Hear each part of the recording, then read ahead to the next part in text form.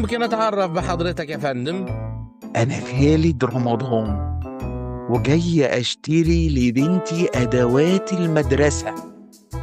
مش معقول هسرق يعني؟ وليه يعني مش معقول؟ قلم مرصع بالجواهر مطمع لأي حد، خصوصا إنه معروف إن العيلة دي محافظة عليه وإنه هو موجود في مكتب المدير.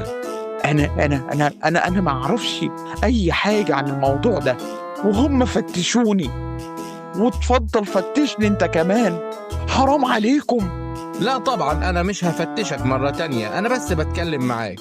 وإنت كنت مكانك وقت الخناقة كلها، ما اتحركتش من المكان اللي إنت فيه ده؟ طبعا، وما اتحركتش من مكاني لحد دلوقتي، وبنتي الصغيرة معايا أهي. اسألها، إحنا ما اتحركناش. مفيش داعي إني أسأل بنتك، واضح إن إنت وهي كنتم في مكانكم وما اتحركتوش خالص. أنا ما سرقتش حاجة والله، ودي بنتي اللي طلعت بيها من الدنيا واقفة جنبي أهي. مش معقول هسرق حاجة قدامها وهي واقفة جنبي طول الوقت. آسف جدا ليك يا أستاذ خالد.